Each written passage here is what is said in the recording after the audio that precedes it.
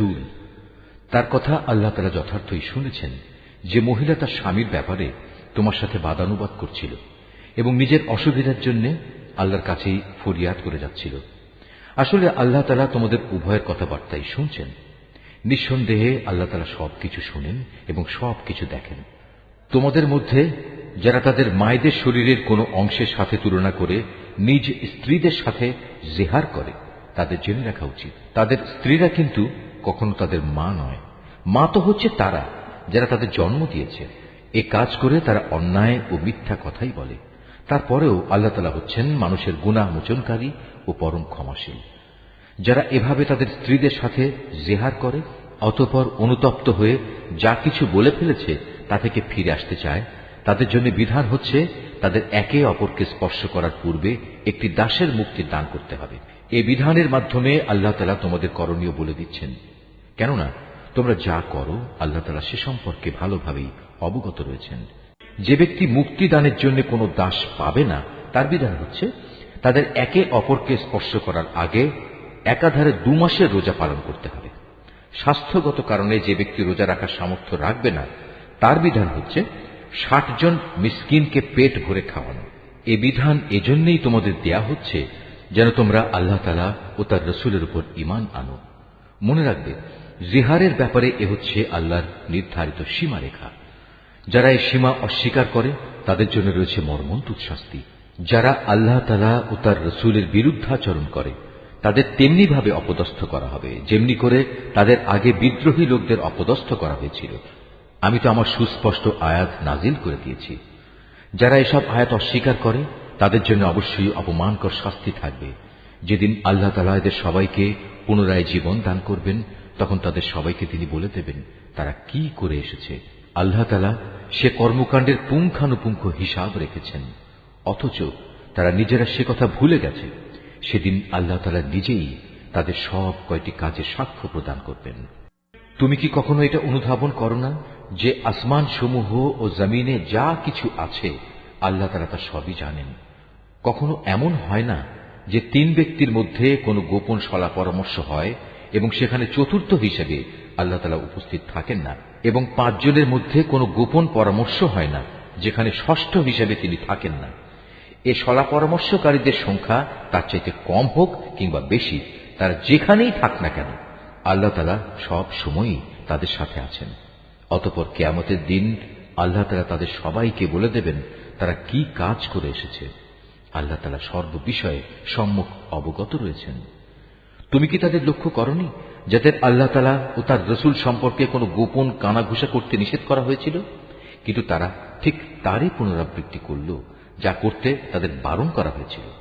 তারা একে অপরের সাথে সুস্পষ্ট গুনাহের কাজ মাত্রাতিরিক্ত বাড়াবাড়ি ও রসুলের নাফরমানির ব্যাপারে কানাঘুষা করতে লাগল। অথচ এরা যখন তোমার সামনে আসে তখন তোমাকে এমন ভাবে অভিবাদন জানায় যা দিয়ে আল্লাহ তাআলাও তোমাকে অভিবাদন জানান না। আর এসব প্রতারণার সময় ওরা মনে মনে বলে, আমরা যা বলছি তার জন্য আল্লাহ তাআলা আমাদের কোনো প্রকার শাস্তি দিচ্ছেন না কেন? তুমি তাদের বলো, জাহান্নামই তাদের শাস্তির জন্যই যথেষ্ট। তার আগুনে পুড়ে তারা দগ্ধ হবে। কত নিকৃষ্ট হবে সেই বাসস্থান।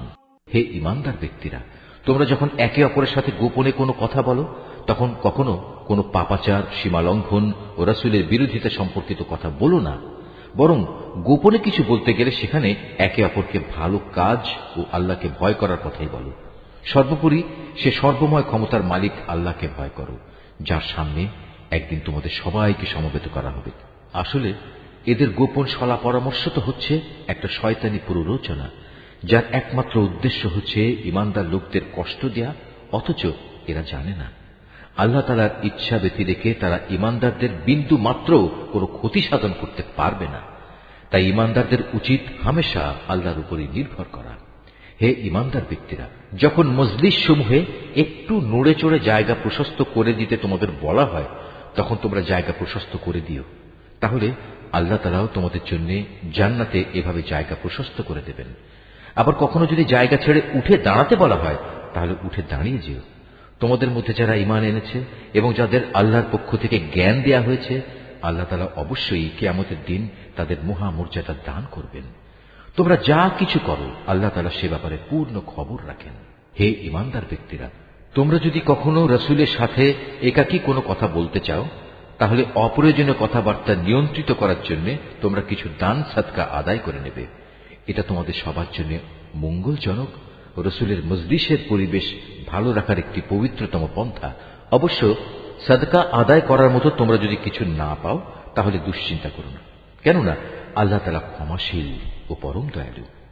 তোমরা কি তোমাদের একাকী কথা বলার আগে সাদকা আদায় করার আদেশে ভয় পেয়ে গেলে? যদি তোমরা তা করতে না পারো এবং আল্লাহ তাআলা স্বীয় করুণা দ্বারা তোমাদের ক্ষমা করে দেন, তবে তোমরা নামাজ প্রতিষ্ঠা করতে থাকো, যাকাত আদায় করতে থাকো এবং সর্বকাজে সর্ববিষয়ে আল্লাহ তাআলা ও তার রসুলের আনুগত্য করতে থাকো। তোমরা যা করছো আল্লাহ তাআলা অবশ্যই সে সম্পর্কে পূর্ণ ওয়াকিবহাল রয়েছেন। হে নবী, তুমি কি সেই সম্প্রদায়ের অবস্থা কখনো লক্ষ্য করনি যারা এমন জাতির সাথে বন্ধুত্ব পাতায় যাদের উপর আল্লাহ তাআলা অভিশাপ দিয়েছেন? এ সুযোগ সন্ধানী লোকেরা যেমন তোমাদের আপন নয়, তেমনি তারাও ওদের আপন নয়। এরা জেনে শুনে মিথ্যা শপথ করে বেড়ায়। আল্লাহ তাআলা তাদের জন্য জাহান্নামের কঠোর আযাব প্রস্তুত করে রেখেছেন। তারা যে কাজ করেছে তা ছিল জঘন্য অপরাধের কাজ। তারা তাদের মিথ্যা শপথগুলোকে নিজেদের স্বার্থ রক্ষায় ঢাল বানিয়ে দিত, আর এর আড়ালে তারা মানুষদের আল্লাহর পথ থেকে ফিরিয়ে রাখত। অতএব তাদের জন্য রয়েছে এক লাঞ্ছনাদায়ক শাস্তি। আল্লাহ তাআলার শাস্তির কাছ থেকে তাদের বাঁচানোর জন্য সেদিন তাদের ধন সম্পদ, সন্তান সন্ততি কোনোটাই কোনো কাজে আসবে না। তারা তো দোজখেরই বাসিন্দা, সেখানে তারা চিরকাল অবস্থান করবে। যেদিন আল্লাহ তাআলা তাদের সবাইকে পুনরুজ্জীবিত করবেন, আশ্চর্য, সেদিনও তারা তার সামনে এই মিথ্যা শপথ করে দায়িত্ব মুক্তির চেষ্টা করবে, যেমনি করে তারা আজ স্বার্থ সিদ্ধির জন্য তোমাদের সাথে মিথ্যা শপথ করছে। তারা ভাববে দুনিয়ার মতো সেখানেও বুঝি এর মাধ্যমে কিছু উপকার পাওয়া যাবে। হে রাসূল, তুমি এদের থেকে সাবধান থেকো, এরা মিথ্যাচারী। আসলে শয়তান এদের উপর পুরোপুরি প্রভাব বিস্তার করে নিয়েছে। শয়তান এদের আল্লাহর স্মরণ সম্পূর্ণ ভুলিয়ে দিয়েছে। এরা হচ্ছে শয়তানের দল। হে রাসূল, তুমি জেনে দেখো, শয়তানের দলের ধ্বংস অনিবার্য। যারা আল্লাহ তাআলা ও তার রসুলের বিরুদ্ধাচরণ করে তারা অবশ্যই সেদিন চরম লাঞ্ছিতদের অন্তর্ভুক্ত হবে। আল্লাহ তাআলা তো এ সিদ্ধান্ত জানিয়ে দিয়েছেন যে আমি এবং আমার রসুল অবশ্যই জয়ী হব। নিঃসন্দেহে আল্লাহ তাআলা শক্তিমান ও পরাক্রমশালী। হে রাসূল, আল্লাহ তাআলা ও তার রসুলের উপর ঈমান এনেছে এমন কোন সম্প্রদায়কে তুমি কখনো পাবে না যে তারা এমন লোকদের ভালোবাসে যারা আল্লাহ তাআলা ও তার রসুলের বিরুদ্ধাচরণ করে। যদি সে আল্লাহ বিরোধী লোকেরা তাদের পিতা, ছেলে, ভাই কিংবা নিজেদের জাতি গোত্রের লোকও হয়, তবুও নয়। এই আপোষহীন ব্যক্তিরাই হচ্ছে সেসব লোক যাদের অন্তরে আল্লাহ তাআলা ঈমানের ফয়সালা এঁকে দিয়েছেন এবং নিজস্ব গায়বী মদদ দিয়ে তিনি এই দুনিয়ায় তাদের শক্তি বৃদ্ধি করেছেন। কিয়ামতের দিন তিনি তাদের এমন এক জান্নাতে প্রবেশ করাবেন যার তলদেশ দিয়ে ঝর্ণাধারা প্রবাহিত হবে। তারা সেখানে চিরকাল থাকবে। সর্বোপরি আল্লাহ তাআলা তাদের উপর প্রসন্ন হবেন এবং তারাও সেদিন তার উপর সন্তুষ্ট হবে। এরাই হচ্ছে আল্লাহ তাআলার নিজস্ব বাহিনী। আর হ্যাঁ, আল্লাহর বাহিনী শেষতক কামিয়াব হয়। সূরা আল হাশর। রহমান রহিম আল্লাহ তাআলার নামে। আসমান সমূহ ও জমিনে যা কিছু আছে তারা সবাই আল্লাহ তাআলার পবিত্রতা ও মাহাত্ম্য ঘোষণা করছে। আল্লাহ তাআলা মহাপরাক্রমশালী ও প্রজ্ঞাময়। তিনি হচ্ছেন সেই মহান সত্তা যিনি আহলে কিতাবদের মাঝে যারা আল্লাহকে অস্বীকার করেছে তাদের প্রথম নির্বাসনের দিনেই তাদের নিজ বাড়িঘর থেকে বের করে দিয়েছিলেন। অথচ তোমরা তো একথা কল্পনাও করনি যে ওরা কোনোদিন এ শহর থেকে বেরিয়ে যাবে। তারা নিজেরাও চিন্তা করেনি। তারা তো বরং ভেবেছিল তাদের দুর্ভেদ্য দুর্গগুলো তাদের আল্লাহ তাআলার বাহিনী থেকে বাঁচিয়ে দেবে। কিন্তু তাদের উপর এমন এক দিক থেকে আল্লাহর পাকড়াও এসে তাদের ধরে ফেলল যা ছিল তাদের কল্পনার বাইরে। আল্লাহ সে পাকড়াও তাদের অন্তরে প্রচন্ড ভীতির সঞ্চার করল। ফলে তারা নিজেদের হাত দিয়েই এবং কিছু কিছু ক্ষেত্রে মোমেনদের হাত দিয়ে নিজেদের বাড়িঘর ধ্বংস করে দিল। অতএব হে চক্ষুষ্মান ব্যক্তিরা, এদের নির্বাসনের ঘটনা থেকে তোমরা শিক্ষা গ্রহণ করো। যদি আল্লাহ তাআলা ওদের উপর নির্বাসিত করার সিদ্ধান্ত বসিয়ে না দিতেন, তাহলে আগের জাতিসমূহের মতো তিনি তাদের এই দুনিয়ায় রেখেই কঠোর শাস্তি দিতে পারতেন। অবশ্য তাদের জন্য পরকালে জাহান্নামের আগুন তো প্রস্তুত রয়েছেই। ওটা এজন্যই রাখা হয়েছে যে তারা আল্লাহ তাআলা ও তার রাসূলের সুস্পষ্ট বিরুদ্ধাচরণ করেছিল। আর যে কেউই আল্লাহর বিরোধিতা করে তার জানা উচিত আল্লাহ তাআলা শাস্তি দানের ব্যাপারে অত্যন্ত কঠোর। এ সময় তোমরা যেসব খেজুর গাছ কেটে ফেলেছ এবং যেগুলো না কেটে তার মূলের উপর দাঁড়িয়ে থাকতে দিয়েছ তা অসঙ্গত ছিল না, বরং তা ছিল সম্পূর্ণ আল্লাহ তাআলার অনুমতিক্রমেই। আর আল্লাহ তাআলা অনুমতি এ কারণেই দিয়েছেন যেন তিনি এ দ্বারা নাফরমানদের অপমানিত করতে পারেন। এই ঘটনার ফলে আল্লাহ তাআলা যেসব ধন সম্পদ তাদের কাছ থেকে নিয়ে তার রাসূলকে দিয়েছেন তা ছিল তারই একান্ত অনুগ্রহ।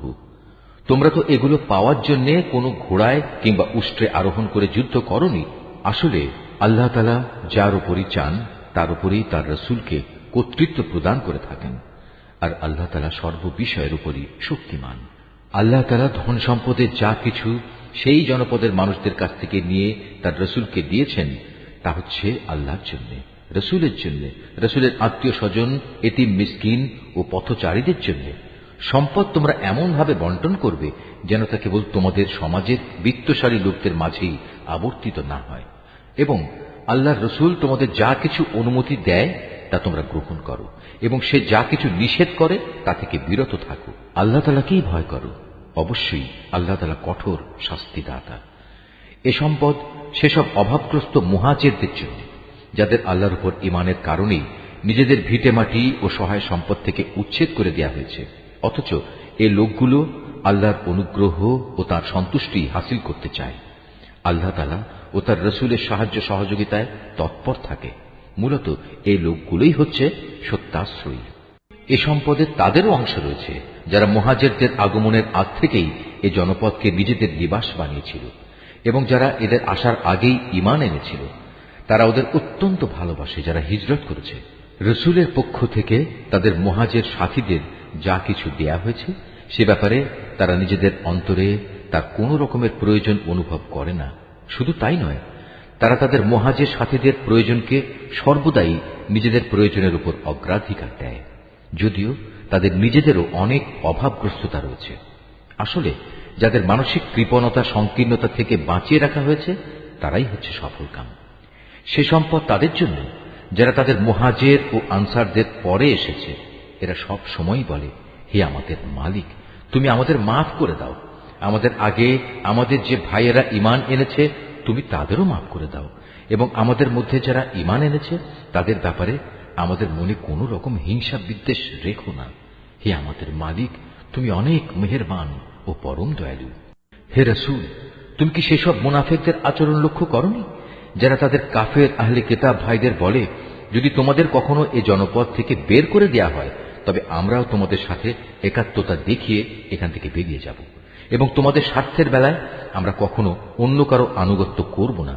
আর তোমাদের সাথে যদি যুদ্ধ বাঁধিয়ে দেয়া হয় তাহলে আমরা অবশ্যই তোমাদের সাহায্য করব। কিন্তু আল্লাহ তাআলা নিজেই সাক্ষ্য দিচ্ছেন, এরা নিঃসন্দেহে কপট মিথ্যাবাদী। সত্য কথা হচ্ছে, যদি তাদের বের করেই দেয়া হয় তাহলে এরা কখনো তাদের সাথে বের হবে না।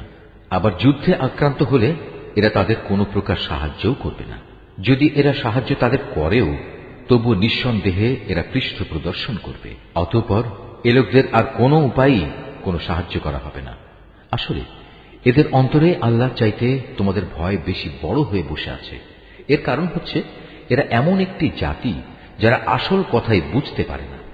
এরা কখনো ঐক্যবদ্ধ হয়েও তোমাদের সাথে লড়াই করতে আসবে না। যদি করেও তা করবে অবশ্য কোনো সুরক্ষিত জনপদের ভেতরে বসে, অথবা নিরাপদ পাঁচিলের আড়ালে থেকে।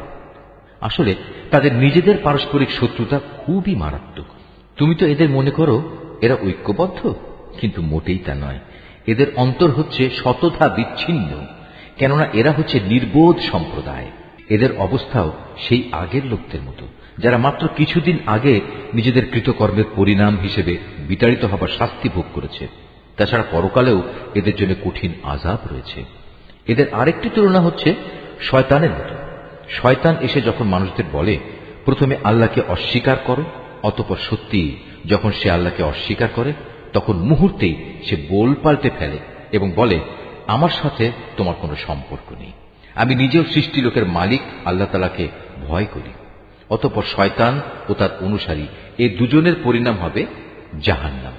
সেখানে তারা চিরদিন থাকবে, আর এটাই হচ্ছে জালেমদের শাস্তি। হে মানুষ, তোমরা যারা ঈমান এনেছ, আল্লাহ তাআলাকে ভয় করো। তোমাদের প্রত্যেকেরই উচিত ভালো করে লক্ষ্য করা যে আগামীকাল আল্লাহর সামনে পেশ করার জন্য সে কি আমলনামা পেশ করতে যাচ্ছে। তোমরা আল্লাহকে ভয় করতে থাকো। অবশ্যই তোমরা যা কিছু করছো আল্লাহ তাআলা তার পূর্ণাঙ্গ খবর রাখেন। তোমরা তাদের মতো হয়ো না যারা দুনিয়ার ফাঁদে পড়ে আল্লাহকে ভুলে গেছে এবং এর ফলে আল্লাহ তাআলাও তাদের নিজ নিজ অবস্থা ভুলিয়ে দিয়েছেন। আসলে এরা হচ্ছে আল্লাহর নাফরমান। জাহান্নামের অধিবাসী ও জান্নাতের অধিবাসীরা কখনো এক হতে পারে না। জান্নাতবাসীরা অবশ্যই সফলকাম। আমি যদি এ কোরআন কোনো পাহাড়ের উপর নাজিল করতাম, তাহলে তুমি অবশ্যই তাকে দেখতে কিভাবে তা বিনীত হয়ে আল্লাহর ভয়ে বিদীর্ণ হয়ে পড়ে। আমি এসব উদাহরণ মানুষের জন্য এ কারণেই বর্ণনা করছি যেন তারা কোরআনের মর্যাদা সম্পর্কে চিন্তা ভাবনা করতে পারে। তিনি আল্লাহ তাআলা, তিনি ছাড়া কোনো মাবুদ নেই। দেখা অদেখা সব কিছুই তাঁর জানা। তিনি দয়াময়, তিনি করুণাময়। তিনি আল্লাহ তাআলা, তিনি ছাড়া কোনো মাবুদ নেই। তিনি রাজাধিরাজ, তিনি পূত পবিত্র, তিনি শান্তিদাতা, তিনি বিধায়ক, তিনি রক্ষক, তিনি পরাক্রমশালী, তিনি প্রবল, তিনি মহাত্মের একক অধিকারী। তারা যেসব ব্যাপারে আল্লাহর সাথে শিরক করছে, আল্লাহ তাআলা সে সব কিছু থেকে অনেক পবিত্র। তিনি আল্লাহ তাআলা, তিনি সৃষ্টিকর্তা, তিনি সৃষ্টির উদ্ভাবক, সব কিছুর রূপকার তিনি। তার জন্যই নিবেদিত সকল উত্তম নাম। আকাশমণ্ডলী ও পৃথিবীতে যেখানে যা কিছু আছে তার সবকিছু তাঁরই পবিত্রতা ও মহিমা ঘোষণা করছে। তিনি পরাক্রমশালী, তিনি প্রবল প্রজ্ঞাময়। সূরা আল মুমতাহানা। রহমান রহিম আল্লাহ তাআলার নামে। হে ঈমানদার ব্যক্তিরা, তোমরা কখনো আমার ও তোমাদের দুশমনদের নিজেদের বন্ধু হিসেবে গ্রহণ করো না। এটা কেমন কথা? তোমরা তাদের প্রতি বন্ধুত্ব দেখাচ্ছ, অথচ তোমাদের কাছে যে সত্য দিন এসেছে তারা তা অস্বীকার করছে। তারা আল্লাহর রসুল এবং তোমাদের জন্মভূমি থেকে বের করে দিচ্ছে শুধু এ কারণে তোমরা তোমাদের মালিক আল্লাহর উপর ঈমান এনেছ। যদি তোমরা সত্যি আমার পথে জিহাদ ও আমার সন্তুষ্টি অর্জনের লক্ষ্যে ঘরবাড়ি থেকে বেরিয়ে থাকো, তাহলে কিভাবে তোমরা চুপে চুপে তাদের সাথে আবার বন্ধুত্ব পাতাতে পারো? তোমরা যে কাজ গোপনে করো আর যে কাজ প্রকাশ্যে করো, আমি তার সম্যক অবগত আছি। তোমাদের মধ্যে যদি কেউ দুশমনদের সাথে গোপনে বন্ধুত্ব গড়ার এ কাজটি করে, তাহলে বুঝতে হবে সে দিনের সরল পথ থেকে বিচ্যুত হয়ে গেছে। অথচ এরা যদি তোমাদের কাবু করতে পারে, তাহলে এরা তোমাদের শত্রুতে পরিণত হবে। শুধু তাই নয়, এরা নিজেদের হাত ও কথা দিয়ে তোমাদের অনিষ্ট সাধন করবে। আসলে এরা এটাই চায় যে তোমরাও তাদের মতো কাফের হয়ে যাও। কিয়ামতের দিন তোমাদের আত্মীয় স্বজন ও সন্তান সন্ততি তোমাদের কোনোই উপকারে আসবে না। সেদিন আল্লাহ তাআলা তোমাদের মাঝে বিচার ফয়সালা করে দেবেন। তোমরা যা করো আল্লাহ তাআলা তার সব কিছুই দেখেন। তোমাদের জন্য ইব্রাহিম ও তার অনুসারীদের ঘটনার মাঝে রয়েছে অনুকরণযোগ্য আদর্শ। যখন তারা তাদের জাতিকে বলেছিল, তোমাদের সাথে এবং তোমরা যাদের আল্লাহর বদলে উপাসনা করো তাদের সাথে আমাদের কোনোই সম্পর্ক নেই। আমরা তোমাদের এসব দেবতাদের অস্বীকার করি। আমাদের ও তোমাদের মাঝে এখন থেকে চিরদিনের জন্য এক শত্রুতা ও বিদ্বেষ শুরু হয়ে গেল, যতদিন তোমরা আল্লাহ তাআলাকে মাবুদ বলে স্বীকার না করবে। কিন্তু এ ব্যাপারে ইব্রাহিমের পিতার উদ্দেশ্যে বলা এই কথাটি ব্যতিক্রম। যখন সে বলেছিল, আমি তোমার জন্য আল্লাহর দরবারে অবশ্যই ক্ষমা প্রার্থনা করব। অবশ্য আল্লাহর কাছ থেকে ক্ষমা আদায় করার আমার কোনোই এখতিয়ার নেই। ইব্রাহিম ও তার অনুসারীরা বলল, হে আমাদের মালিক, আমরা তো কেবল তোমার উপর ভরসা করেছি এবং আমরা তোমার দিকেই ফিরে এসেছি এবং আমাদের তো তোমার দিকেই ফিরে যেতে হবে। হে আমাদের মালিক, তুমি আমাদের জীবনকে কাফেরদের নিপীড়নের নিশানা বানিও না। হে আমাদের মালিক, তুমি আমাদের গুনাহখাতা মাফ করে দাও। অবশ্যই তুমি পরাক্রমশালী ও পরম কুশলী। তাদের জীবন চরিত্রের মাঝে অবশ্যই তোমাদের জন্য এবং সেসব লোকের জন্য অনুকরণযোগ্য আদর্শ রয়েছে যে ব্যক্তি আল্লাহ তাআলা এবং শেষ বিচারের দিনে কিছু পাবার আশা করে। আর যদি কেউ আল্লাহ তাআলা থেকে মুখ ফিরিয়ে নেয়, সে যেন জেনে রাখে আল্লাহ তাআলা কারো মুখাপেক্ষী নন এবং তিনি সকল প্রশংসার মালিক। এটা অসম্ভব কিছু নয়। আল্লাহ তাআলা তোমাদের এবং যাদের সাথে আজ তোমাদের শত্রুতা সৃষ্টি হয়েছে তাদের মাঝে কখনো বন্ধুত্ব সৃষ্টি করে দেবেন। আল্লাহ তাআলা তো সবই করতে পারেন। আল্লাহ তাআলা ক্ষমাশীল ও পরম দয়ালু। যারা দ্বীনের ব্যাপারে তোমাদের বিরুদ্ধে যুদ্ধ করেনি এবং কখনো তোমাদের নিজেদের বাড়িঘর থেকেও বের করে দেয়নি, তাদের প্রতি দয়া দেখাতে ও তাদের সাথে ন্যায় আচরণ করতে আল্লাহ তাআলা কখনো নিষেধ করেন না। অবশ্যই আল্লাহ তাআলা ন্যায়পরায়ণদের ভালোবাসেন। আল্লাহ তাআলা কেবল তাদের সাথেই বন্ধুত্ব করতে নিষেধ করেন যারা দ্বীনের ব্যাপারে তোমাদের সাথে যুদ্ধ করেছে এবং একই কারণে তোমাদের ভিটে মাটি থেকে উচ্ছেদ করে দিয়েছে এবং তোমাদের উচ্ছেদ করার ব্যাপারে একে অন্যকে সাহায্য সহযোগিতা করেছে। এরপরেও যারা তাদের সাথে বন্ধুত্ব করবে তারা অবশ্যই জালেম। হে ঈমানদার ব্যক্তিরা, যখন কোন ঈমানদার নারী হিজরত করে তোমাদের কাছে আসে তখন তোমরা তাদের ঈমানের ব্যাপারটা ভালো করে পরখ করে নিও, যদিও তাদের ঈমানের বিষয়টা আল্লাহ তাআলাই ভালো জানেন। অতঃপর একবার যদি তোমরা জানতে পারো তারা আসলেই ঈমানদার, তাহলে কোনো অবস্থায় তাদের তোমরা কাফেরদের কাছে ফেরত পাঠাবে না। কারণ যারা ঈমানদার নারী তারা তাদের কাফের স্বামীদের জন্য আর কোনো অবস্থায় হালাল নয়, এবং যারা কাফের তারাও তাদের ঈমানদার স্ত্রীদের জন্য হালাল নয়। তবে এমন হলে তোমরা তাদের আগের স্বামীদের দেয়া মোহরানার অংশ ফেরত দিয়ে দিও। অতঃপর তোমরা কেউ যদি তাদের বিয়ে করো তাহলে এতে তোমাদের কোনো গুনাহ হবে না। অবশ্য তোমাদের এজন্য তাদের মোহর আদায় করে দিতে হবে। একইভাবে তোমরাও কাফের নারীদের সাথে দাম্পত্য সম্পর্ক বজায় রেখো না। এক্ষেত্রে তোমরা তাদের যে মোহর দিয়েছ তা তাদের থেকে চেয়ে নাও। একই নিয়মে যারা কাফের স্বামী তারা তাদের মুসলমান স্ত্রীদের যে মোহর দিয়েছে তাও ফেরত চেয়ে নেবে। এটাই হচ্ছে আল্লাহর বিধান। এভাবেই তিনি তোমাদের মাঝে এই বিষয়টির ফয়সালা করে দিয়েছেন। আর আল্লাহ তাআলা মহাজ্ঞানী ও পরম কুশলী। তোমাদের স্ত্রীদের মধ্যে কেউ যদি তোমাদের হাতছাড়া হয়ে কাফেরদের কাছে চলে যায়, পরে যখন সুযোগ আসবে তখন যারা তাদের হাতছাড়া হয়ে গেছে তাদের তারা যে পরিমাণ মোহর দিয়েছে তোমরাও তার সমপরিমাণ মোহর আদায় করে দেবে। তোমরা সে আল্লাহ তাআলাকে ভয় করো যার উপর তোমরা ঈমান এনেছ। হে নবী, যখন কোন ঈমানদার নারী তোমার কাছে আসবে এবং এই বলে তোমার কাছে আনুগত্যের শপথ করবে তারা আল্লাহর সাথে কাউকে শরীক করবে না, চুরি করবে না, ব্যভিচার করবে না, নিজেদের সন্তানদের হত্যা করবে না, নিজ হাত ও নিজ পায়ের মাঝখান সংক্রান্ত বিষয় তথা অন্যের ঔরসজাত সন্তানকে নিজের স্বামীর বলে দাবি করার মারাত্মক অভিযোগে অভিযুক্ত হয়ে আসবে না এবং কোন সৎ কাজে তোমার নাফরমানি করবে না, তাহলে তুমি তাদের আনুগত্য গ্রহণ করো এবং তাদের আগের কার্যকলাপের জন্য আল্লাহর কাছে ক্ষমা প্রার্থনা করো। আল্লাহ তাআলা অবশ্যই ক্ষমাশীল ও পরম দয়ালু। হে ঈমানদার ব্যক্তিরা, আল্লাহ তাআলা যে জাতির উপর গজব দিয়েছেন তাদের সাথে বন্ধুত্ব করো না।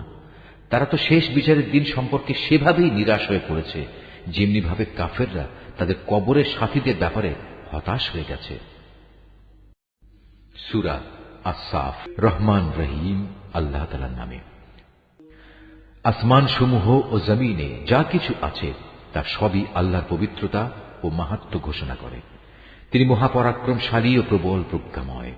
হে ঈমানদার ব্যক্তিরা, তোমরা এমন সব কথা বলো কেন যা তোমরা নিজেরা করো না?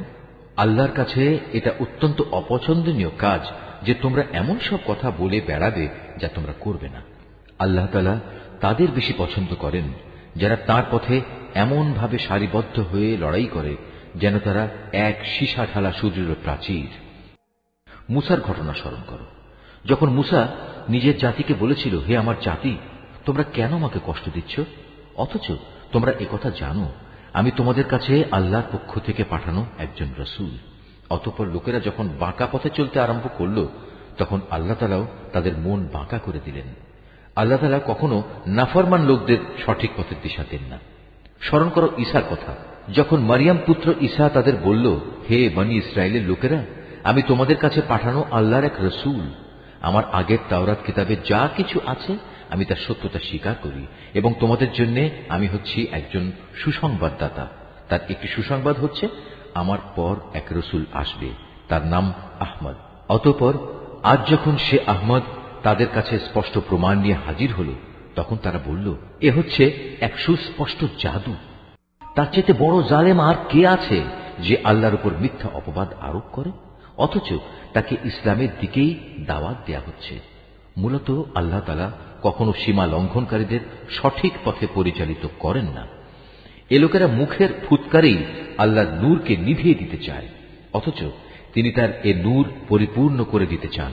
তা কাফেরদের কাছে যতই অপছন্দনীয় হোক না কেন, তিনি তার রসুলকে একটি স্পষ্ট পথ নির্দেশ ও সঠিক জীবন বিধান দিয়ে প্রেরণ করেছেন, যেন সে রসুল একে দুনিয়ার প্রচলিত সব কয়টি জীবন ব্যবস্থার উপর বিজয়ী করে দিতে পারে, তা মুশরিকদের কাছে যতই অপছন্দনীয় হোক না কেন। হে ইমানদার ব্যক্তিরা, আমি কি তোমাদের এমন একটি লাভজনক ব্যবসার সন্ধান দেব যা তোমাদের মহাবিচারের দিন কঠোর আযাব থেকে বাঁচিয়ে দেবে? হ্যাঁ, সে ব্যবসাটি হচ্ছে তোমরা আল্লাহ তাআলা ও তার রসুলের উপর ঈমান আনবে এবং আল্লাহর দ্বীন প্রতিষ্ঠার পথে তোমাদের জান ও মাল দিয়ে জিহাদ করবে। এটাই হচ্ছে তোমাদের জন্য মঙ্গল, যদি তোমরা কথাটা বুঝতে পারো। যথার্থ ঈমান আনলে আল্লাহ তাআলা তোমাদের গুনাহসমূহ মাফ করে দেবেন এবং শেষ বিচারের দিন তোমাদের তিনি প্রবেশ করাবেন এমন এক সুরম্য জান্নাতে যার তলদেশ দিয়ে ঝর্ণাধারা প্রবাহিত থাকবে।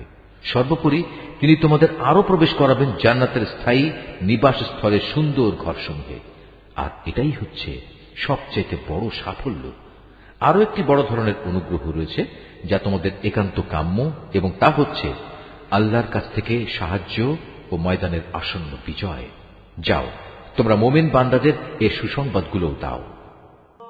হে ইমানদার ব্যক্তিরা, তোমরা সবাই আল্লাহর দ্বীনের সাহায্যকারী হয়ে যাও, যেমনি করে মারিয়াম পুত্র ঈসা তার সঙ্গী সাথীদের বলেছিল, কে আছো তোমরা আল্লাহর দ্বীনের পথে আমার সাহায্যকারী? তারা বলেছিল, হ্যাঁ, আমরা আছি আল্লাহর পথে সাহায্যকারী। অতঃপর বনী ইসরায়েলের একটি দল সাহায্যের প্রতিশ্রুতি দিয়ে তার উপর ঈমান আনল, আরেক দল তাকে সম্পূর্ণ অস্বীকার করল। অতঃপর আমি দুশমনদের উপর ঈমানদারদের সাহায্য করলাম, ফলে যারা ঈমানদার তারাই বিজয়ী হল। সূরা আল জুমুআ। রহমান রহিম আল্লাহ তাআলার নামে। আসমান সমূহ ও জমিনে যা কিছু আছে তা সবই আল্লাহ তাআলার মাহাত্ম্য ঘোষণা করছে। তিনি রাজাধিরাজ, তিনি পূত পবিত্র, তিনি মহাপরাক্রমশালী, তিনি প্রবল প্রজ্ঞাময়। তিনি সেই মহান সত্তা যিনি একটি সাধারণ জনগোষ্ঠীর নিরক্ষর লোকদের মাঝে থেকে তাদেরই একজনকে রসুল করে পাঠিয়েছেন, যে তাদের আল্লাহর আয়াতসমূহ পড়ে শোনাবে, তাদের জীবনকে পবিত্র করবে, তাদের আমার গ্রন্থের কথা ও সে অনুযায়ী দুনিয়ায় চলার কৌশল শিক্ষা দেবে। অথচ এই লোকগুলোই রসুল আসার আগে পর্যন্ত এক সুস্পষ্ট গুমরাহিতে নিমজ্জিত ছিল। তাদের মধ্যেকার সেসব ব্যক্তিও গুমরাহিতে নিমজ্জিত যারা এখনো এদের সাথে মিলিত হয়নি। আর তিনি মহাপরাক্রমশালী ও পরম কুশলী। রসুল পাঠানো এটা আল্লাহ তাআলার এক বিরাট অনুগ্রহ। যাকে ইচ্ছা তাকে তিনি এটা দান করেন। আল্লাহ তাআলা মহা অনুগ্রহশীল। যাদের আল্লাহর কিতাব তাওরাত বহন করার দায়িত্ব দেওয়া হয়েছিল কিন্তু তারা এটা বহন করেনি, তাদের উদাহরণ হচ্ছে সেই গাধার মতো যে কিতাবের বোঝাই শুধু বহন করল, এর কিছুই বুঝতে পারল না। তার চাইতেও নিকৃষ্ট উদাহরণ সে জাতির যারা আল্লাহর আয়াতকে অস্বীকার করল। আল্লাহ তাআলা এ ধরনের জালেম জাতিকে হেদায়েত করেন না। হে রাসূল, তুমি বলো, হে ইহুদিরা, যদি তোমরা মনে করে থাকো অন্য সব লোক বাদে কেবল তোমরাই হচ্ছ আল্লাহর বন্ধু, তাহলে আল্লাহর পুরস্কার পাওয়ার জন্য তোমরা মৃত্যু কামনা করো যদি তোমরা সত্যবাদী হও। কিন্তু সারা জীবন এরা নিজেদের হাত দিয়ে যা করেছে তার পরিণাম চিন্তা করে এরা কখনো মৃত্যু কামনা করবে না। আল্লাহ তাআলা এই জালেমদের কার্যকলাপ সম্পর্কে সম্মুখ অবগত। হে নবী, তুমি এদের বলো যে মৃত্যুর কাছ থেকে তোমরা আজ পালিয়ে বেড়াচ্ছ, একদিন কিন্তু তোমাদের সে মৃত্যুর সামনাসামনি হতেই হবে। তারপর তোমাদের সে মহান আল্লাহর দরবারে হাজির করা হবে, যিনি মানুষের দেখা অদেখা যাবতীয় কিছু সম্পর্কেই জ্ঞান রাখেন। অতঃপর তিনি সেদিন তোমাদের সবাইকে বলে দেবেন তোমরা দুনিয়ার জীবনে কি করে এসেছ। হে ইমানদার ব্যক্তিরা, জুমার দিনে যখন তোমাদের নামাজের জন্য ডাক দেয়া হবে, তখন তোমরা নামাজের মাধ্যমে আল্লাহ স্মরণের দিকে দ্রুত গতিতে এগিয়ে যাও এবং সে সময়ের জন্য কেনাবেচা ছেড়ে দাও। এটাই তোমাদের জন্য উত্তম, যদি তোমরা তা উপলব্ধি করো। অতঃপর যখন জুমার নামাজ শেষ হয়ে যাবে, তখন তোমরা কাজকর্মে পৃথিবীতে ছড়িয়ে পড়ো এবং আল্লাহর অনুগ্রহ তালাশ করো আর আল্লাহকে বেশি বেশি স্মরণ করো। আশা করা যায় তোমরা সাফল্য লাভ করতে পারবে। আল্লাহ তাআলার এসব নির্দেশ সত্ত্বেও এরা যখন কোনো ব্যবসায়িক কাজকর্ম কিংবা ক্রীড়া কৌতুক দেখতে পায়, তখন সেদিকে দ্রুত গতিতে দৌড়ায় এবং তোমাকে নামাজে একা দাঁড়ানো অবস্থায় ফেলে যায়। তুমি বলো, আল্লাহ তাআলার কাছে যা কিছু রয়েছে তা অবশ্যই খেলাধুলা ও বেচা কেনার চাইতে বহু গুণে উৎকৃষ্ট। মূলত আল্লাহ তাআলাই তার সৃষ্টির সর্বোত্তম রিজিক দাতা। Surah Al-Jumu'ah In the name of Allah, the most gracious, the most merciful. Whatever is in the heavens and the earth proclaims the greatness of Allah. He is the King, the Holy, the exalted in might, the most wise. He is the great being who sent a messenger from among the common people, an illiterate person, who would recite to them the verses of Allah, purify their lives, teach them the words of our book and the way to live in the world according to it. Yet these people were immersed in clear error until the messenger came. Those among them who have not yet joined them are also immersed in error. And He is the most mighty, the most merciful. Sending a messenger is a great favor from Allah. He gives it to whom He wills. Allah is the most gracious. Those who were entrusted with the responsibility of carrying the book of Allah, the Torah, but they did not carry it. Their example is like that of a donkey that carried the book but did not understand it. Worse than that is the example of a people who deny the verses of Allah. Allah does not guide such wrongdoing people. O Messenger, say, O Jews, if you think that you are the friends of Allah to the exclusion of all others, then wish for death, that you may have the reward of Allah, if you are truthful. But they will never wish for death, thinking of what their hands have done. Allah is fully aware of what they do. O Prophet, tell them that you are fleeing from death today, but one day you will have to face it. Then you will be brought before Allah, who knows all that is seen and unseen. Then He will inform you on that day how you have been in this world. O you who believe, when the call is made for prayer on the day of Friday, hasten to the remembrance of Allah. And leave off trade for that time. That is better for you, if you only knew. Then when the Friday prayer is over, spread out in the land and seek the bounty of Allah and remember Allah much. It is hoped that you will succeed. Despite these instructions from Allah, when they see a business or a game, they rush towards it and leave you standing alone in prayer.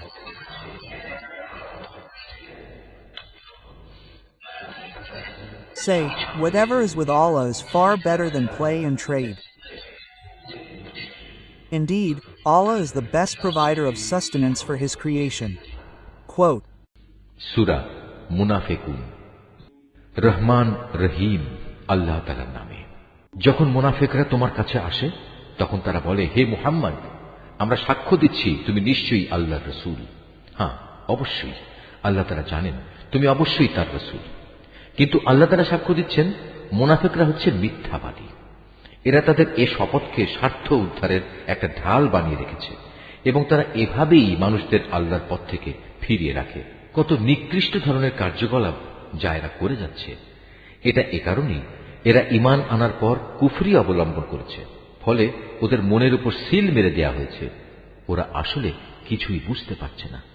তুমি যখন তাদের দিকে তাকাবে তখন তাদের বাইরের দেহাবয়ব তোমাকে খুশি করে দেবে, আবার যখন তারা তোমার সাথে কথা বলবে তখন তুমি আগ্রহ ভরে তাদের কথা শুনবেও। কিন্তু তারা ও তাদের সেই দেহের উদাহরণ হচ্ছে যেমন দেয়ালে ঠেকানো কতিপয় নিষ্প্রাণ কাঠের টুকরো। শুধু তাই নয়, তারা এত ভীত সন্ত্রস্ত থাকে যে প্রতিটি বড় আওয়াজকেই তারা মনে করে তাদের উপর বুঝি এটা বড় বিপদ। এরাই হচ্ছে তোমাদের আসল দুশমন। এদের থেকে তোমরা হুঁশিয়ার থেকো। আল্লাহর মার তো তাদের জন্যেই, কোথায় কোথায় এদিক সেদিক এরা বিভ্রান্ত হয়ে ঘুরছে। এদের যখন বলা হয় তোমরা আসো আল্লাহর রসুলের কাছে, তাহলে আল্লাহর রসুল তোমাদের জন্য আল্লাহর কাছে ক্ষমা প্রার্থনা করবেন। তখন এরা অবজ্ঞা ভরে মাথা ঘুরিয়ে নেয় এবং তুমি এও দেখতে পাবে তারা অহংকারের সাথে তোমাকে এড়িয়ে চলে। আসলে তুমি এদের জন্য ক্ষমা প্রার্থনা করো কিংবা না করো, এ দুটোই তাদের জন্য সমান। কারণ আল্লাহ তাআলা কখনোই তাদের ক্ষমা করবেন না। আল্লাহ তাআলা কখনো কোনো নাফরমান জাতিকে হেদায়েত দান করেন না। এরা হচ্ছে সেসব লোক যারা আনসারদের বলে, রসুলের মুহাজির সাথীদের জন্য তোমরা কোন রকম অর্থ ব্যয় করো না, তাহলে আর্থিক সংকটের কারণে এরা রসুলের কাছ থেকে সরে পড়বে। অথচ এরা জানে না আসমান সমূহ ও জমিনের সমুদায় ধনভাণ্ডার তো আল্লাহ তাআলারই। কিন্তু মুনাফিকরা কিছুই বুঝতে পারে না। তারা বলে, আমরা মদিনায় ফিরে গেলে সেখানকার সবল দলটি মুসলমানদের দুর্বল দলটিকে সে শহর থেকে অবশ্যই বের করে দেবে। আসলে যাবতীয় শক্তি সম্মান তো আল্লাহ তাআলা, তার রসূল ও তার অনুসারী মুমিনদের জন্য। কিন্তু মুনাফিকরা এই কথাটা জানে না। হে ঈমানদার ব্যক্তিরা, তোমাদের ঐশ্বর্য ও সন্তানাদি যেন কখনো তোমাদের আল্লাহ স্মরণ থেকে উদাসীন না করে দেয়, কেননা যারা এ কাজ করবে তারা চরম ক্ষতিগ্রস্ত হবে। আমি তোমাদের যা কিছু অর্থ সম্পদ দিয়েছি তা থেকে তোমরা আল্লাহর পথে ব্যয় করো তোমাদের কারো মৃত্যু আসার আগেই, কেননা সামনে মৃত্যু এসে দাঁড়ালে সে বলবে, হে আমার মালিক, তুমি যদি আমাকে আরো কিছু কালের অবকাশ দিতে তাহলে আমি তোমার পথে দান করতাম এবং এভাবেই আমি তোমার নেক বান্দাদের দলে সামিল হয়ে যেতাম। কিন্তু কারো আল্লাহর নির্ধারিত সময় যখন এসে যাবে তখন আল্লাহ তাআলা আর তাকে এক মুহূর্ত অবকাশ দেবেন না। তোমরা দুনিয়ার জীবনে যা কিছু করছো আল্লাহ তাআলা সে সম্পর্কে পুরোপুরি অবহিত রয়েছেন। সূরা আত-তাগাবুন। রহমান রহিম আল্লাহ তাআলার নামে। আসমান সমূহ ও জমিনে যা কিছু আছে তা সবই আল্লাহ তাআলার পবিত্রতা ঘোষণা করছে। যাবতীয় সার্বভৌমত্ব যেমন তার জন্য, তেমনি যাবতীয় প্রশংসাও তার জন্য। তিনি সকল কিছুর উপর প্রবল ক্ষমতাবান। তিনি তোমাদের সবাইকে সৃষ্টি করেছেন, এরপর তোমাদের কিছু লোক মোমেন হল, আবার কিছু লোক কাফের থেকে গেল। আসলে তোমরা যা কিছু করো আল্লাহ তাআলা সব কিছুই দেখেন। তিনি আকাশমণ্ডলীয় পৃথিবী সঠিকভাবে সৃষ্টি করেছেন, অতঃপর তোমাদের তিনি মানুষের আকৃতি দিয়েছেন, তাও আবার অতি সুন্দর করে তিনি তোমাদের আকৃতি দিয়েছেন। তার কাছেই তোমাদের আবার ফিরে যেতে হবে। আকাশমণ্ডলীয় পৃথিবীতে যা কিছু আছে তা তিনি জানেন। তিনি জানেন তোমরা যা কিছু গোপন করো আর যা কিছু প্রকাশ করো। এমনকি আল্লাহ তাআলা তোমাদের মনের কথাও জানেন। তোমাদের কাছে কি সেসব লোকের খোঁজ খবর কিছুই পৌঁছেনি যারা এর আগে বিভিন্ন নবীর সময়ে কুফরি করেছিল, অতঃপর তারা দুনিয়াতেই নিজেদের কর্মফল ভোগ করে নিয়েছে, পরকালেও তাদের জন্য কঠোর যন্ত্রণাদায়ক আযাব রয়েছে। এটা এ কারণে যে তাদের কাছে সুস্পষ্ট দলিল প্রমাণ নিয়ে যখনই আল্লাহর কোন রসূল আসত তখনই তারা বলতো, কতিপয় মানুষই কি আমাদের পথের সন্ধান দেবে? অতএব তারা সত্য প্রত্যাখ্যান করল এবং ঈমানের পথ থেকে মুখ ফিরিয়ে নিল।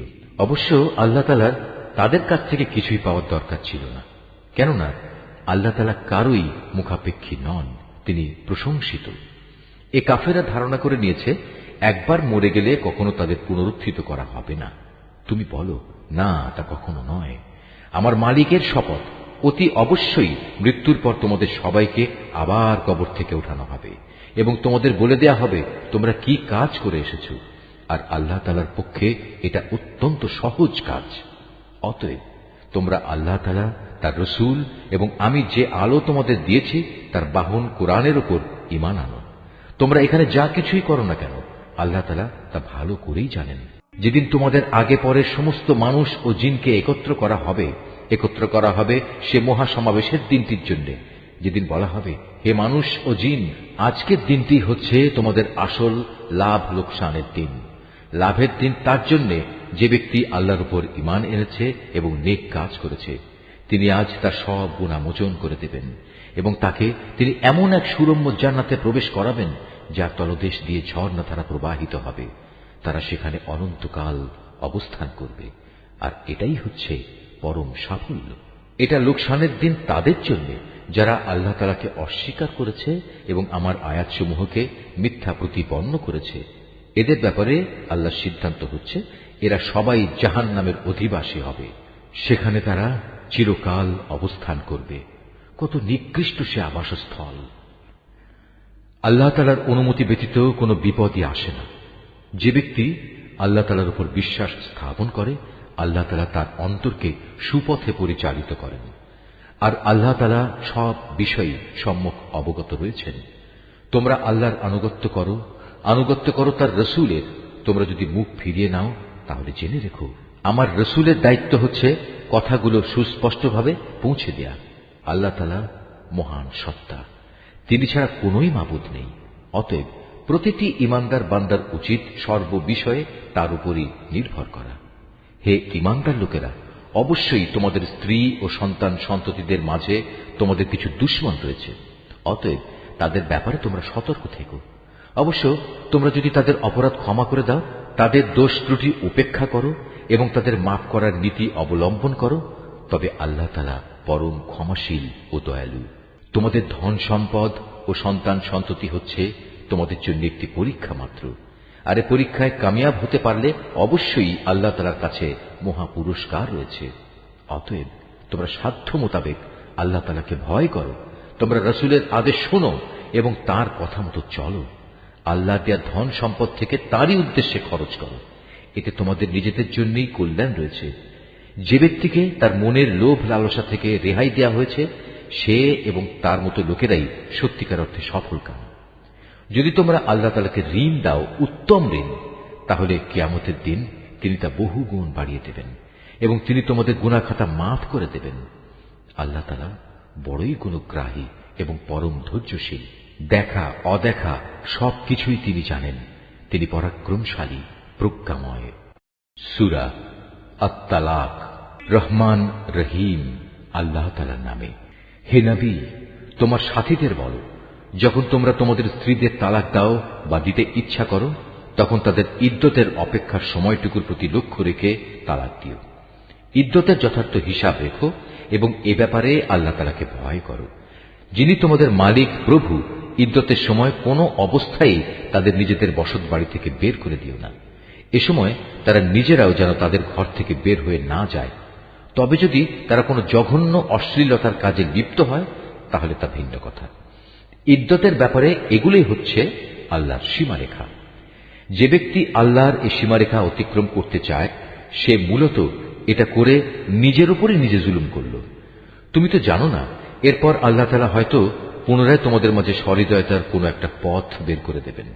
অতঃপর যখন তারা তাদের ইদ্যতের সেই নির্ধারিত সময়ের শেষে উপনীত হয়, তখন তাদের হয় সম্মানজনক পন্থায় বিয়ের বন্ধনে রেখে দেবে, না হয় সম্মানের সাথে তাদের আলাদা করে দেবে, এবং উভয় অবস্থায় তোমাদের মধ্যে থেকে দুজন ন্যায়পরায়ণ লোককে তোমরা সাক্ষী বানিয়ে রাখবে। সাক্ষীদেরও বলো, তোমরা শুধু আল্লাহর জন্যই এ সাক্ষ্য দান করবে। যারা আল্লাহ তাআলা ও শেষ বিচার দিনের উপর ঈমান আনে, তাদের সবাইকে এর দ্বারা উপদেশ দেয়া হচ্ছে। যে ব্যক্তি আল্লাহ তাআলাকে ভয় করে চলে, আল্লাহ তাআলা তার জন্য সংকট থেকে বের হয়ে আসার একটা পথ তৈরি করে দেন এবং তিনি তাকে এমন রিজিক দান করেন যার উৎস সম্পর্কে তার কোনো ধারণাই নেই। যে ব্যক্তি আল্লাহর উপর ভরসা করে, তার জন্য আল্লাহ তাআলাই যথেষ্ট, কেননা আল্লাহ তাআলা তার কাজ পূর্ণ করেই নেন। আল্লাহ তাআলা প্রতিটি জিনিসের জন্যই একটি পরিমাণ ঠিক করে রেখেছেন। তোমাদের স্ত্রীদের মাঝে যারা ঋতুবতী হওয়ার ব্যাপারে নিরাশ হয়ে গেছে, তাদের ইদ্যতের ব্যাপারে তোমাদের কোনো সন্দেহ থাকলে তোমরা জেনে রেখো, তাদের ইদ্যতের সময় হচ্ছে 3 মাস। এই 3 মাসের বিধান তাদের জন্যও যাদের এখনো ঋতুকাল শুরুই হয়নি। গর্ভবতী নারীর জন্য ইদ্যৎকাল হচ্ছে তার সন্তান প্রসব হওয়া পর্যন্ত। বস্তুত কেউ যদি আল্লাহকেই ভয় করে, আল্লাহ তাআলা বিভিন্ন ধরনের সুবিধা দিয়ে তার জন্য তার প্রত্যেক ব্যাপার সহজ করে দেন। তালাক ও ইদ্যতের ব্যাপারে এ হচ্ছে আল্লাহ তাআলার আদেশ, যা তিনি মেনে চলার জন্য তোমাদের কাছে পাঠিয়েছেন। অতঃপর যে ব্যক্তি আল্লাহকে ভয় করে চলে, তিনি তার গুনাহসমূহ তার হিসাব থেকে মুছে দেবেন এবং তিনি তাকে একটা বড় পুরস্কারও দেবেন। ইদ্যতের এ সময়ে তোমরা নিজেদের সামর্থ্য অনুযায়ী তাদের সে ধরনের বাড়িতে থাকতে দিও যে ধরনের বাড়িতে তোমরা নিজেরা থাকো। কোনো অবস্থায় তাদের উপর সংকট সৃষ্টি করার মতলবে তাদের কষ্ট দিও না। আর যদি তারা সন্তান সম্ভবা হয়, তাহলে ইদ্যতের নিয়ম অনুযায়ী তারা সন্তান প্রসব না করা পর্যন্ত তাদের খোরপোশ দিতে থাকো। সন্তান জন্মদানের পর যদি তারা তোমাদের সন্তানদের নিজেদের বুকের দুধ খাওয়ায়, তাহলে তোমরা তাদের পারিশ্রমিক আদায় করে দেবে এবং এ পারিশ্রমিকের অঙ্ক ও সন্তানের কল্যাণের ব্যাপারটা ভালোভাবে নিজেদের মধ্যে ন্যায়সঙ্গত পন্থায় সমাধান করে নেবে। যদি তোমরা একে অন্যের সাথে জেদ করো, তাহলে অন্য কোনো মহিলা এ সন্তানকে দুধ খাওয়াবে। বিত্তশালী ব্যক্তি তার সঙ্গতি অনুযায়ী স্ত্রীদের খোরপোশ দেবে। আবার যে ব্যক্তির অর্থনৈতিক সঙ্গতি সীমিত করে রাখা হয়েছে, সে ব্যক্তি ততটুকু পরিমাণই খোরপোশ দেবে যতটুকু আল্লাহ তাআলা তাকে দান করেছেন। আল্লাহ তাআলা যাকে যে পরিমাণ সামর্থ্য দান করেছেন তার বাইরে কখনো কোনো বোঝা তার উপর তিনি চাপান না। আল্লাহর উপর নির্ভর করলে আল্লাহ তাআলা তাকে অচিরেই অভাব অনটনের পর সচ্ছলতা দান করতে পারেন। কত জনপদের মানুষেরাই তো নিজেদের মালিক ও তার রাসূলের নির্দেশের বিরুদ্ধে বিদ্রোহ করেছিল, অতঃপর আমি তাদের কাছ থেকে সেজন্য কঠোর হিসাব আদায় করে নিয়েছি এবং আমি ওদের কঠোর শাস্তি দিয়েছি। এরপর তারা ভালো করে তাদের কৃতকর্মের শাস্তি ভোগ করল। মূলত তাদের পরিণাম ফল ছিল চরম ক্ষতি। আল্লাহ তাআলা পরকালে তাদের জন্য এক কঠিন আযাব প্রস্তুত করে রেখেছেন। অতএব হে মানুষ, যারা জ্ঞান সম্পন্ন, যারা আল্লাহ তাআলার উপর ঈমান এনেছ, তোমরা আল্লাহকে ভয় করো। আল্লাহ তাআলা তোমাদের কাছে তাঁর উপদেশ বাণী পাঠিয়েছেন। তিনি আরো পাঠিয়েছেন তার রাসূল, যে তোমাদের আল্লাহর সুস্পষ্ট আয়াতসমূহ পড়ে শোনায়, যাতে করে সে রাসূল তোমাদের সেসব লোকদের যারা ঈমান এনেছে এবং ভালো কাজ করেছে তাদের জাহেলিয়াতের অন্ধকার থেকে হেদায়েতের আলোতে নিয়ে আসতে পারে। তোমাদের যে কেউই আল্লাহর উপর ঈমান আনে এবং ভালো কাজ করে, আল্লাহ তাআলা তাকেই জান্নাতে প্রবেশ করাবেন, এমন এক জান্নাতে যার তলদেশ দিয়ে ঝর্ণাধারা প্রবাহিত হবে। সেখানে তারা অনন্তকাল ধরে অবস্থান করবে। এমন লোকের জন্য অবশ্যই আল্লাহ তাআলা উত্তম রিজিকের ব্যবস্থা করে রেখেছেন। আল্লাহ তাআলা যিনি এ ৭ আসমান ও তাদের অনুরূপ সংখ্যক জমিন সৃষ্টি করেছেন, আবার উভয়ের মাঝখানে যা কিছু আছে তাদের জন্য তার নির্দেশ জারি হয়, যাতে করে তোমরা একথা অনুধাবন করতে পারো আকাশ পাতালের সকল কিছুর উপর তিনি একক ক্ষমতাবান এবং তার জ্ঞান এ সৃষ্টিলোকের প্রতিটি বস্তুই পরিবেষ্টন করে রেখেছে। সূরা আত-তাহরীম। রহমান রহিম আল্লাহ তাআলা নামে। হে নবী, আল্লাহ তাআলা তোমার জন্য যা হালাল করেছেন তা তুমি কসম করে নিজের উপর কেন হারাম করছো? তুমি কি এর মাধ্যমে তোমার স্ত্রীদের খুশি করতে চাও? তেমন কিছু হলে আল্লাহর কাছে ক্ষমা প্রার্থনা করো, কারণ আল্লাহ তাআলা ক্ষমার আধার ও পরম দয়ালু। আল্লাহ তাআলা তো তোমাদের শপথ থেকে রেহাই পাবার জন্য কাফফারার একটা পথ নির্ধারণ করে দিয়েছেন। মূলত আল্লাহ তাআলাই হচ্ছেন তোমাদের একমাত্র সহায়। তিনি সর্বজ্ঞ, তিনি প্রজ্ঞাময়। যখন আল্লাহ নবী তার স্ত্রীদের একজনকে একান্ত চুপিসারে কিছু একটা কথা বলল এবং সে তা অন্যের কাছে প্রকাশ করে দিল, আল্লাহ তাআলা তার এই বিষয়টা নবীকে ওহীর মাধ্যমে জানিয়ে দিলেন। তখন রাসূল কিছু কথা গোপনীয়তা প্রকাশকারী স্ত্রীকে জানিয়ে দিল, আবার কিছু কথা এড়িয়েও গেল। সুতরাং নবী যখন তার সে স্ত্রীর কাছ থেকে সমগ্র বিষয়টা জানতে চাইল, তখন সে বলল, আপনাকে এই খবরটা কে জানালো? নবী বলল, আমাকে জানিয়েছেন সেই মহান আল্লাহ তাআলা, যিনি সর্বজ্ঞ ও সম্যক জ্ঞাত। যে দুজন স্ত্রী এর সাথে জড়িত, নবী তাদের উভয়কে ডেকে বলল, তোমরা দুজন যদি আল্লাহর কাছে তওবা করে নাও, কেননা তোমাদের উভয়ের মন অন্যায় ও বাঁকা পথের দিকে কিছুটা ঝুঁকে পড়েছিল, তাহলে অবশ্যই আল্লাহ তাআলা তোমাদের ক্ষমা করে দেবেন। আর যদি তোমরা উভয়ে তার বিরুদ্ধে একে অপরের পৃষ্ঠপোষকতা করো, তাহলে জেনে রাখো আল্লাহ তাআলাই তার নবীর সহায়। তাছাড়াও তার সাথে রয়েছে জিব্রাইল ফেরেশতা ও নেককার মুসলমানদের দল। এরপরেও আল্লাহ সমগ্র ফেরেশতাকুল তার সাহায্য করতে এগিয়ে আসবে। আজ নবী যদি তোমাদের তালাক দিয়ে দেয়, তাহলে তার মালিক তোমাদের বদলে এমন সব স্ত্রী তাকে দিতে পারেন যারা তোমাদের চাইতে হবে উত্তম, যারা হবে আত্মসমর্পণকারী, বিশ্বস্ত, ফরমাবরদার, অনুশোচনাকারী, অনুগত, রোজাদার। হতে পারে তারা কুমারী, হতে পারে অকুমারী। হে ঈমানদার লোকেরা, তোমরা নিজেদের ও নিজেদের পরিবার পরিজনদের জাহান্নামের সেই কঠিন আগুন থেকে বাঁচাও, যার জ্বালানি হবে মানুষ আর পাথর। সে জাহান্নামের প্রহরা যাদের উপর অর্পিত, সেসব ফেরেশতা সবাই হচ্ছে নির্মম ও কঠোর। তারা দণ্ডাদেশ জারি করার ব্যাপারে আল্লাহর কোনো আদেশই অমান্য করবে না। তারা তাই করবে যা তাদের করার জন্য আদেশ করা হবে। সেদিন অস্বীকারীদের তারা বলবে, হে কাফেররা, আজ তোমরা দোষ ছাড়ানোর জন্য কোন রকম অজুহাত তালাশ করো না। আজ তোমাদের সেই বিনিময়ই দেয়া হবে যা তোমরা দুনিয়ায় করে এসেছ। হে ঈমানদার ব্যক্তিরা, তোমরা নিজেদের গুনাহ খাতার জন্য আল্লাহর দরবারে তওবা করো, একান্ত খাঁটি তওবা। আশা করা যায় এর ফলে তোমাদের মালিক আল্লাহ তাআলা তোমাদের গুনাহসমূহ ক্ষমা করে দেবেন এবং এর বিনিময়ে পরকালে তিনি তোমাদের প্রবেশ করাবেন এমন সুরম্য জান্নাতে, যার তলদেশ দিয়ে প্রবাহিত হবে সুপেয় ঝর্ণাধারা। সেদিন আল্লাহ তাআলা তার নবী এবং তার সাথী ঈমানদারদের অপমানিত করবেন না।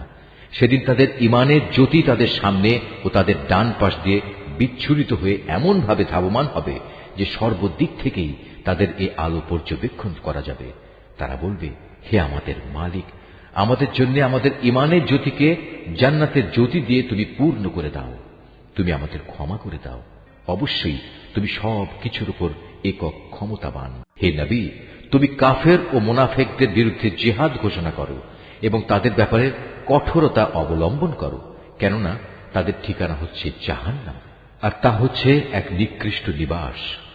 আল্লাহ তাআলা কাফেরদের জন্য নূহ ও লূতের স্ত্রীদের উদাহরণ পেশ করছেন। তারা দুজনেই ছিল আমার দুজন নেক বান্দার স্ত্রী, কিন্তু তারা উভয়ই সে দুজন বান্দার সাথে বিশ্বাসঘাতকতা করেছে। অতএব আল্লাহর আযাব থেকে তারা কোনো ক্রমেই এদের বাঁচাতে পারল না, বরং তাদের ব্যাপারে আল্লাহর হুকুম ঘোষিত হল, তোমরা আজ প্রবেশ করো জাহান্নামের আগুনে, যারা এখানে প্রবেশের উপযুক্ত তাদের সবার সাথে। একইভাবে আল্লাহ তাআলা মুমিনদের জন্য ফেরাউনের স্ত্রীকে অনুকরণযোগ্য এক উদাহরণ হিসেবে পেশ করেন।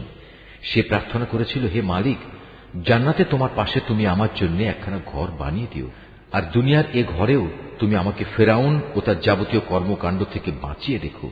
তুমি আমাকে উদ্ধার করো এ জালেম সম্প্রদায়ের যাবতীয় অনাচার থেকে। আল্লাহ তাআলা মুমিনদের জন্য আরো দৃষ্টান্ত পেশ করেছেন ইমরানের মেয়ে মারিয়ামের, যে আজীবন তার সতীত্ব রক্ষা করেছে।